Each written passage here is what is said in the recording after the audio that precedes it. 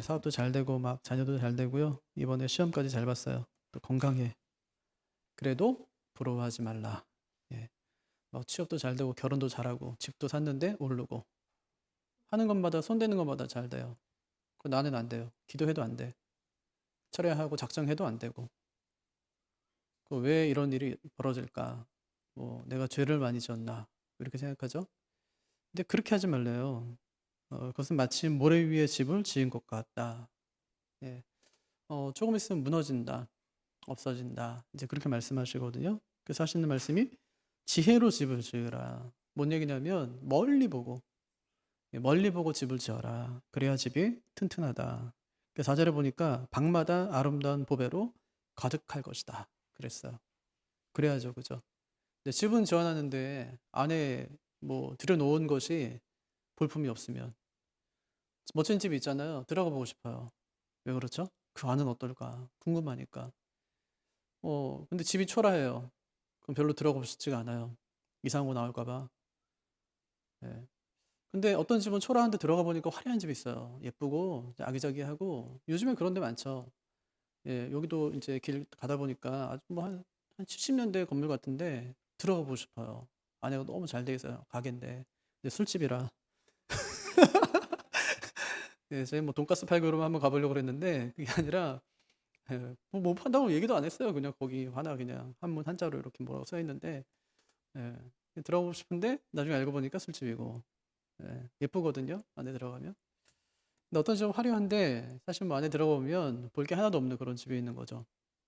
그러니까 사람도 마찬가지죠. 허다가 멀쩡하고 멋진데 진짜 뭐 이야기 조금 나눠보면은 안에 든 게 별로 없이 있는 사람이 있고 또 진짜 뭐 볼품은 없는데 이야기 나누다 보니까 진짜 멋진 사람 인물도 발견할 수도 있고 그런 것이죠.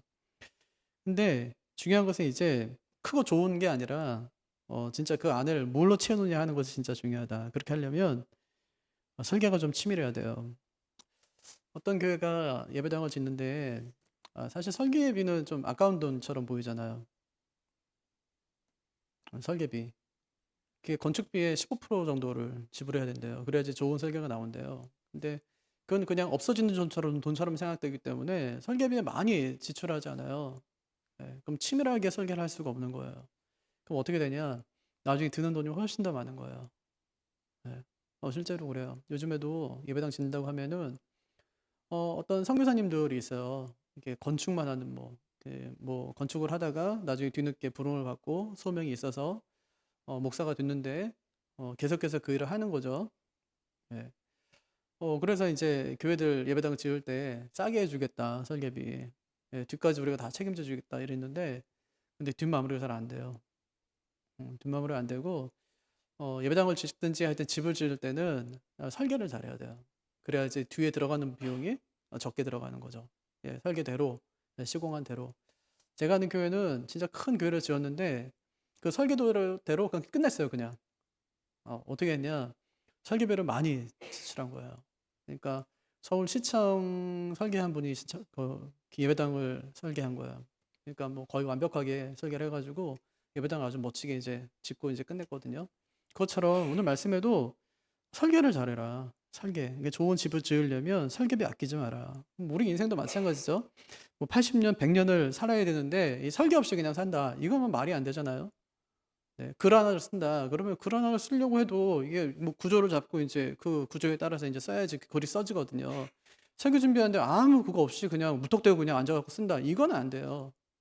네, 이건 될 수가 없거든요.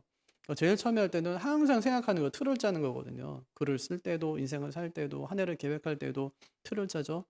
예, 당연하면서 하는 게 틀을 짜는 거잖아요. 큰 틀을 작은 것까지 어떻게 세세하게 다 짤 수 있겠어요. 예, 다 짜진 못하지만 뭐 그래도 큰 틀 안에서 우리가 요거든 계획해야 되겠다. 요 정도 이제 하는 거거든요. 인생도 마찬가지고 또 한 해를 사는 것도 마찬가지고 그렇게 하는 것이죠. 그래서 제일 처음 말씀은 집을 지으려고 새로 지으려고 한다면 이 설계를 잘해라. 인생 설계를 잘해라. 전쟁할 때도 마찬가지래요. 6절에서도 너는 전략으로 싸우라. 승리는 지략이 많음에 있다. 이렇게 얘기하죠. 그러니까 전략 없이 전쟁하지 말라 이런 말이고요. 참모가 많아야 승리할 수 있다. 그렇게 얘기했으니까 두 가지네요. 그죠? 하나는 전략, 또 하나는 참모. 예, 참모가 많아야 승리할 수 있다. 2001년에 9.11 테러를 조사한 미국 의회의 진상 보고서를 보면 기습 공격을 저지할 수 있는 10번의 기회가 있었대요. 10번의 기회. 근데 정보기관이 그것을 소홀하게 여기면서 결국 그런 사태가 벌어졌다. 그렇게 얘기하거든요. 이스라엘이 이번에 전쟁하는데 지금 40일 넘게 전쟁이 계속되고 있는데 전쟁하느라고 지금 빚을 계속 지고 있는 거예요. 지금 7조 8천억 정도의 빚이 생겼대요. 전쟁에 들어가는 비용이 많다는 거죠. 근데 이 전쟁도 마찬가지로 정보전의 실패가 지금 드러나는 거 아니에요? 하마스가 2년 전부터 지금 꾸준하게 침공 계획을 준비하고 있었는데 그걸 미리 탐지하지 못했다. 그런 거거든요. 그러니까 전쟁할 때도 마찬가지. 전략과 지략 또 참모들이 있으면 그러면 이제 승리할 수 있다. 그렇게 이제 이야기하는 거고요. 요즘에도 과학자들이 진짜 하루만 연구를 멈춰도 세계의 흐름을 따라갈 수 없대요. 공부도 그렇죠. 공부하는 애들도 하루만 쳐져도 다른 친구들을 따라갈 수 없답니다. 그러니까 선두에 선 사람일수록 더 치열하게 사는 거예요. 예. 수능 날도 어떤 애가 뭐 아파트에서 투신했다 이런 뉴스가 아침에 나왔죠, 그죠? 예. 근데 걔는 보나마나 공부 잘하는 애예요. 공부 때문에 스트레스 엄청 많은 애. 해도 안 되고 막 마음이 불안하고 못 보면 어떡하나 이런 불안함 있는 애. 공부 못하면요 죽지도 않아요. 공부 못하면 고민도 없어요. 자지. 어차피 안 했는데 기대도 안 해요, 걔네는. 예. 근데 선두에 선 사람일수록 진짜 치열하게 살아요. 진짜 삶에 여유가 없고요. 쫓기는 삶을 늘 살아가는 거예요. 이렇게 사는 게 굉장히 피곤한 일이죠. 하지만 어리석은 사람은 이렇게 산 사람을 절대 이길 수 없대요. 7절에. 그래서 어리석은 사람이 어떻게 생각하면 사냐. 9절에 보면 미련한 자의 생각은 죄요. 거만한 자의 마음에는 거만한 자는 사람에게 미움을 받느니라. 그러니까 어리석은 사람은 죄 짓는 것만 계속 생각한다는 거예요. 뭐 대표적인 사람들이 있죠. 구약에 보면은 뭐 예를 들면은 바로왕, 또 여로보암, 또 이세벨, 또 신약에 보면 헤롯 왕, 또 예수님을 잡아서 죽인 유대주의자들 이런 사람들이에요. 그러니까 바로가 자기와 애굽을 위해서 내놓은 전략이 뭐냐면 이스라엘을 박해하고 죽이는 거예요. 여로보암은요. 남유다하고 계속 이제 반목이 계속되니까 나라를 세운 다음에 내놓은 전략이 뭐냐면 베델과 단에다가 우상을 세우고 백성들에게 예루살렘 성전에 가지 못하게 하는 거예요. 여기서 예배해라. 여기서 예배해라. 하나님께서 우리를 여기까지 인도내신 이 송아지가 바로 그 신이다. 하나님이다. 이렇게 이제 얘기했던 거죠. 이세벨이 아합을 돕는다고 내놓은 전략이 무고한 나봇의 그 포도원을 빼앗고 그를 죽이는 일이었어요. 신약의 종교 지도자들 마찬가지죠. 교묘하게 함정 파놓고 예수님을 죽이는 일을 그들이 자행합니다. 왜 이들이 이렇게 밤낮 악한 일만 생각할까? 그것에 대해서 이사야가 이렇게 말합니다. 그들의 그릇 자체가 악하기 때문이다. 이사야 32장 7절에. 그들의 그릇 자체가 악하기 때문이다. 그렇게 얘기했어요. 그릇이 더럽기 때문에 거기에 뭐가 담기든지 다 더러운 것으로 나오는 거예요. 아까 원식이가 교회 왜 가야 되지? 교회는 난로고 자기는 석탄이래요. 와야지 타오른다고. 네.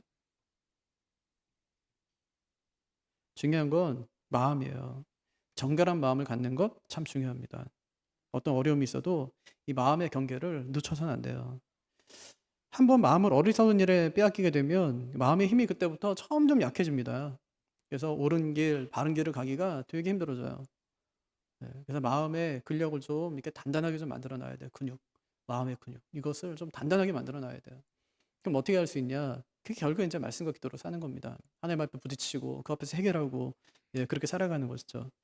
그래서 솔로몬이 환난을 당할 때도 마음을 좀 단단히 먹어라 그렇게 얘기해요. 재난을 당할 때 낙심하는 것은 너의 힘이 약하기 때문이다 이렇게 얘기합니다. 너의 힘이 약하기 때문이다. 그럼 어떻게 해야 돼요?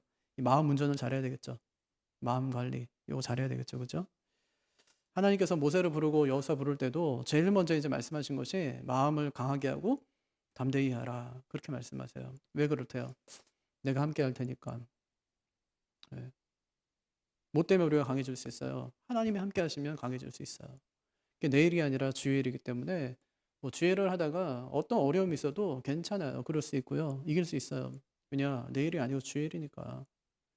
나는 쓰임 받다가 쓰임 받는 동안에 쓰임 받다가 가면 그만인 거예요. 우리 세대에는 그냥 하나님께 정말 미친 듯이 쓰임 받다가 가면 되는 거예요. 그 뒤에는요. 그럼 뒤에는 알아서 하나님께서 하시는 거니까. 또 하나님께서 우리 같은 사람 불러다가 이곳에 또 세우시고 이곳에 또 교회를 통해서 또 하나님의 은혜의 말씀부터 증거하게 하시겠죠.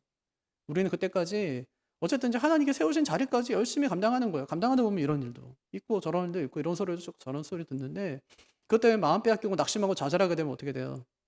그럼 이것은 내 일이 망쳐지는 것이 아니라 하나님의 일이 망쳐지는 것이고 그럼 어떻게 해요? 마음을 강하게 하고 담대히 하는 거죠. 옳은 일을 하고 진리로 바른 길을 걷고 있다면 담대히 그 일을 감당하는 것이죠. 그래서 솔로몬이 뭐라고 하냐면 꿀을 먹어라 그래요. 예, 마음을 단단히 하는 건데 꿀을 먹어라. 그럼 단단해지는 거예요? 꿀이 뭘까요? 13절 보면 내 아들아 꿀을 먹으라 이것이 좋으니라. 송이 꿀을 먹으라 이것이 내 입에 다니라. 이게 뭐예요? 다윗이 뭐라고 그랬어요? 하나님 말씀이 뭐처럼 달대요? 송이 꿀처럼 달대요. 그죠? 꿀처럼 달대요. 그러니까 꿀을 먹으라는 말은 뭐예요? 하나님 말씀을 먹어라. 이제 그런 거죠. 꿀은 완전식품이라면서요. 하나님 말씀도 마찬가지. 완전해요. 하나님께서는 말씀이 정말 완전해. 히브리서 보면 그렇잖아요. 하나님 말씀 정말 완전합니다. 예. 가감할 필요가 없어요. 성경이 진짜 가장 완벽한 설교거든요. 이게 진짜 오리지널 설교. 이 성경이에요. 이게 하나님 말씀을 읽으면 거기서 하나님의 직접적인 말씀을 듣는 거예요. 뭐 다니엘 20일 뭐 기도회 이런 거 안 해도 괜찮아요. 예, 그럼 사람 말 듣는 거잖아요. 내가 뭐 사업하다 실패했는데 나 이번에 성공했고 이런 얘기요. 백날 들어도 소용이 없어요. 그런 얘기는.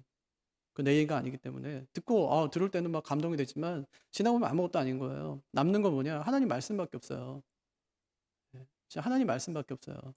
제가 언제 새벽기도 때도 그런 말씀 드렸는데 한국 교회가요. 진짜 제가 어릴 때 제가 자랄 때 어릴 때 80년대 그때만 해도요.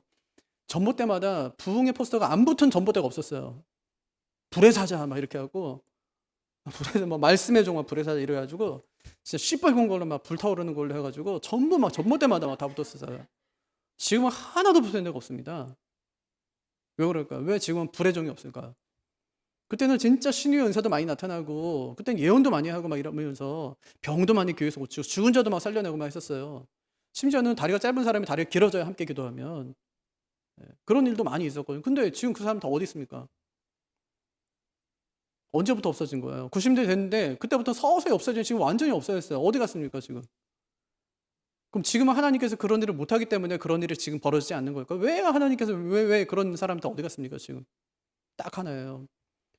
그 사람들이 다 넘어진 거예요. 뭐에 넘어지냐? 명예에 넘어지고 물질에 넘어진 거예요. 신유의 은사 막 기적 행했던 사람들이 전부 명예에 물질에 다 넘어져 버렸어요. 더 이상 그런 능력이 나타나지 않아요. 다 빼앗긴 거예요. 변질됐죠. 그런데 진짜 불변하는 사람이 있어요. 그건 뭐냐면 말씀만 증거한 사람이에요. 그 사람들은 살아남아요. 네. 실제로 그래요. 그래서 요즘에 부흥회 다니는 분들 보세요. 부흥회 다니는 분들. 다 말씀을 제대로 전하고 하는 분들이 다니지. 뭐 앞에 나와서 뭐 어떤 분은 진짜 목사 차 바꿔주는 전문 강사가 있어요. 차 바꿔줘요. 첫날 차 바꿔줘요. 그런 얘기를 듣는 순간에 어때요, 우리는? 미치는 거죠, 마음에. 뭐 저런 인간이 다 있나. 목사로 보이지 않는 거죠. 왜 강단에 저런 사람을 세우나. 그런 생각이 드는 거죠. 네, 말씀만. 하나님 말씀으로도 정말 충분해요. 그러니까 우리가 설교 들으면서 위로받고 할 필요가 하나도 없어요. 감동받고 이럴 필요도 없어요. 은혜 받았다는 말은 감동받았다는 말이 아니에요. 목사는 아무것도 줄 수가 없어요. 은혜가 나에게서부터 나오지 않기 때문에. 하나로부터 임하기 때문에 그건 내가 줄 수 있는 것도 아니에요. 목사가 할 수 있는 것은 감동을 줄 수 있겠어요. 기가 막힌 예화 하나 찾으면. 삶에서 기가 막힌 정말 이야기들이 쏟아지면 감동을 줄 수 있겠지만 감동으로는 우리 삶이 변하지 않아요. 그럼 진짜 우리가 맞닥뜨리고 내가 정말 부딪혀야 될 것이 뭐냐면 하나님 말씀이거든요.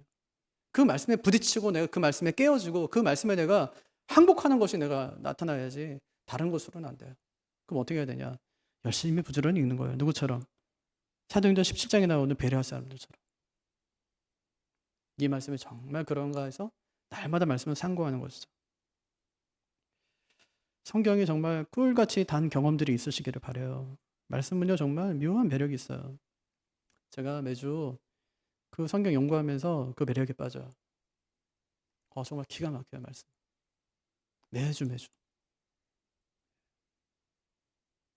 제가 주일 설교 끝나고 나면 월요일부터 본문을 늘 생각하거든요. 그리고 읽어봐요. 계속 읽어요. 그리고 책도 읽고, 뭐 주석도 보고 많이 봐요. 보면 볼수록 있잖아요. 이게 너무 제 안에 풍성해져요. 다 담을 수가 없으니까 이거를 설교에. 설교를 얼른 써요. 그리고 그때부터 계속 고쳐요. 고치고 또 고치고. 토요일도 늦게 이제 집에 가잖아요. 가면은 어느 날은 피곤해서 자기도 하고 어느 날은 앉아서 뭐 새벽 2시까지 이렇게 계속 말씀 계속 보고 계속 고쳐요. 그 주일 아침에 좀 일찍 와서 또 고쳐요. 얼마나 많이 보는지 몰라요. 나중에 읽기가 싫어요. 하도 봐가지고. 근데 신기하죠. 그렇게 열심히 말씀 준비했는데 그 다음 날이면 싹 잊어버려요. 여러분도 그렇죠. 저도 그래요. 제가 지금 말씀 준비한다고 제가 지금 한 30시간, 40시간을 쓸 거예요. 그 한 편에 만약에 하면. 그런데 기가 막히게 있잖아요. 싹 잊어버려요. 그럼 말씀이 또 새로운 거예요. 그 다음날 읽는 말씀은 또 새로워요. 달아요. 말씀이. 이제 그 경험을 제대하고 나서 시간이 있으니까 집에서 성경 읽으면서 그 경험을 했었어요. 말씀을 읽는데 진짜 뭐 놓을 수가 없는 거예요. 성경을. 이렇게 하루 종일 성경만 읽는 거야. 밥 먹고 성경 읽고 밥 먹고 성경 읽고.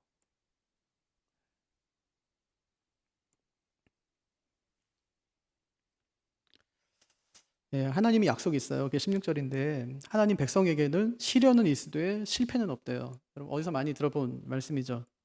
정주영 회장 자서전 제목이잖아요. 예, 보세요. 대저 의인은 7번 넘어질지라도 다시 일어나려니와 악인은 재앙으로 말미암아 엎드러지느니라. 7번 완전수죠. 대단히 많은 상태를 나타낼 때 쓰여요. 그러니까 의인은 수없이 많이 넘어지지만 오뚜기처럼 다시 일어난다. 근데 왜 의인이 이렇게 많이 넘어질까? 첫째는 의인도 인간이기 때문에 그래요. 롯도 의인이죠, 그죠? 내가 그 소돔성에 의인 10명만 있으면 내가 멸망하지 않게 해줄게 하고 있을 때 제일 먼저 센 사람이 누굴까요? 롯이죠. 근데 어때요? 욕심으로 가득한 거예요. 아브라함과 헤어질 때가 되었을 때 자기 눈에 좋은 곳을 찾아서 가요. 욕심으로 가득하죠. 자기 있던 모든 재산 다 팔아가지고 거기서 이제 집도 사고 거기서 이제 명예도 얻어요. 성문에서 재판하는 사람이 되게 되죠. 거기서 죽을 고비를 넘기는 거예요. 그렇게 다윗도 음욕을 제어하지 못하고 바스바를 범하는 바람에 큰 시험에 빠지고 맙니다. 왜 의인이 이렇게 넘어질까? 인간이니까. 의인도 인간이니까. 왜 수많은 목사님들이 넘어질까? 인간이니까. 연약한 인간이니까. 그러니까 하나님 앞에 자기가 바울처럼 자기를 늘 치지 않으면 목사도 뭐 장로도 뭐 소용없어요. 다 넘어져요. 우리는 아무것도 아닌 거거든요. 하나님의 은혜 없이는 붙들리지 않으면 다 그래요. 두 번째는 사탄의 방해가 있기 때문에. 요백에도 큰 시험이 있었죠. 심지어 예수님도 큰 시험을 받아요. 언제 동안? 이 땅에 오시는 순간부터 시작해서 죽으시는 순간까지. 예수님이 사탄의 시험을 계속 받으세요. 끊임없이 받으세요. 끊임없이 반대를 당하세요. 화놓은 사람이 있었지만 예수님 반대하는 사람은 더 많았어요. 내가 왜 복음사역을 감당하는데 왜 이렇게 반대하는 사람이 많을까? 당연합니다. 사탄의 방해가 있기 때문에 그래요. 왜 내 주변에서 나를 이렇게 박해할까? 왜 내 식구들이 나를 이렇게 박해할까? 당연합니다.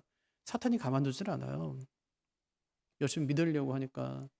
그냥 드러내놓고 믿지 않으려고 하면 아무 일 드러나질 않아요. 왜? 저 인간은 건드리지 않아도 괜찮겠다. 지가 알아서 스스로 타락하니까.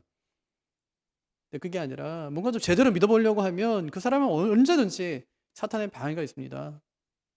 그런 거예요. 세 번째가 있어요. 하나님의 뜻을 이루기 위해서는 시련도 찾아오는 법이에요. 출애굽했어요. 가나안에 가는 동안에 아무 일도 없었어요? 만나 줬으니까 됐습니까? 물 달라고 했으면 물 주니까 됐어요? 아니요. 10번의 반역이 일어났어요.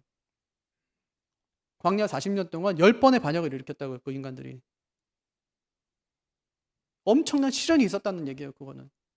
반역이 있을 때마다 하나님은 그들을 엄중히 징계하십니다. 시련이 있어요. 의의 길, 믿음의 길을 걸어가는 데는 시련이 있어요. 많은 고난이 있단 말이에요.